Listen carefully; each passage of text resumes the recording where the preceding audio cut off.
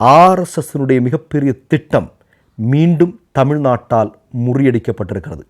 RSS திட்டத்தை குழி தோண்டி புதைத்திருக்கிறார்கள் தமிழ்நாட்டு மக்கள். எதை சொல்ல வர்றேன் அப்படிங்கிறதெல்லாம் உங்களுக்கு நல்லா தெரிஞ்சிருக்கும். ஆதீனம் என்று சொல்லக்கூடிய நபர் ஒரு பேட்டி கொடுக்குறார் இல்லையா? அவர் காரில் வந்துட்டு இருந்தாராம், 2 பேரிகார்ட்ஸ் இருந்துதான்.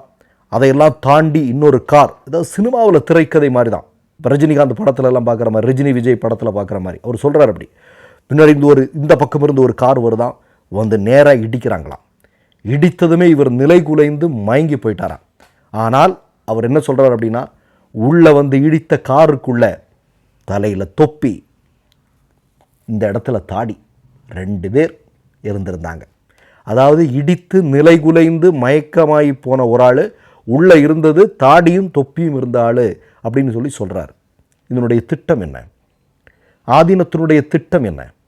நான் ஒன்று சொல்கிறேன். கூடுதலாக இந்த விஷயத்தை பேசுறதுக்கு முன்னாடி தமிழக முதல்வருக்கு தமிழ்நாட்டில் இருக்கக்கூடிய இந்து மக்களின் சார்பாக ஒரு வேண்டுகோள். இந்த ஆதீனம் அப்படிங்கிற ஆளை தமிழ்நாட்டில் மிகப்பெரிய கலவரத்தை உருவாக்குவதற்கு ஆர்எஸ்எஸ்னுடைய திட்டத்தை செயல்படுத்த முனைந்தார் என்பதற்காக இவரை தூக்கி சிறையில் போடணும். அதை நீங்கள் செய்வீங்க அப்படின்னு நாங்கள் நம்புகிறோம். சரி, இப்போ நான் என்ன கேட்குறேன், இந்த சம்பவம் நடக்குது, கூட ஒருத்தன் நிற்கிறான். இந்த பேட்டி கொடுக்கும்போது கூட ஒருத்தன் நிற்கிறான். அவனை பார்த்தீங்கன்னா தெரியும், திருட்டு முடிச்சுட்டு அவன் பேசுகிறான். 2 பேரான், 2 பேர், 2 தாடிக்குள்ளா வச்சுக்கிட்டு 2 பேர் வந்து எங்கள் கார் மீது இடித்தார்கள். நல்ல வேளை நாங்கள் இப்போ உயிரோடு இருக்கிறோம். இடித்த இடியில் எங்களுக்கு மொத்தத்தில் நாங்கள் நில குறைஞ்சி போயிட்டோம் அப்படின்னு சொல்கிறாங்க. ஒரு சின்ன காரு, இவங்க காரு பெரிய காரு. யார் இடிக்கிறா அப்படிங்கிறது அந்த சிசிடிவி ஃபுட்டேஜ்லேயே தெரியுது. அதுக்கும் வந்து இடித்த காரில் இருந்தவர்களுக்கும் காருக்கும் எந்த விதமான சம்மந்தம் இல்லை. இவனுங்களாக போய் இடிச்சிருக்கிறானுங்க. இடிச்சுக்கிட்டு இப்படி ஒரு பழியை போடுறானுங்க. இதற்கு முதலில் வித்திட்டது யார் தெரியுமா? தினமலம்னு ஒரு பத்திரிக்கை இருக்குது இல்லையா? உங்களுக்கெல்லாம் தெரியும், தினமலம் அப்படிங்கிற ஒரு பத்திரிக்கை. அந்த பத்திரிக்கை தான் இந்த செய்தியை முதல்ல தூக்கி போடுறான்.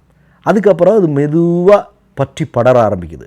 அதனுடைய உச்சகட்டமாக ஆதீனம் பேசுகிறாரு. உடனடியாக ஆர்எஸ்எஸ்னுடைய சமூக ஊடகங்களில் இது ஒரு செய்தியாக வருது. ஆனால் செய்தியாக வந்த சில மணி நேரங்களிலேயே தமிழ்நாடு அந்த திட்டத்தை முறியடித்து கையில் கொடுத்துருக்கு, எடுத்துகிட்டு போப்பா அப்படின்னு.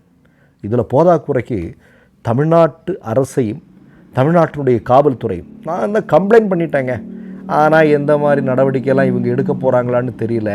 நான் சிவன்கிட்ட இதை பற்றி நான் கம்ப்ளைண்ட் பண்ணியிருக்கிறேன் அப்படின்னு. சிவனுக்கு இது மாதிரி பொய் பேசுகிற ஆட்களுக்கு மீது நடவடிக்கை எடுக்கிறதா அவருடைய வேலை?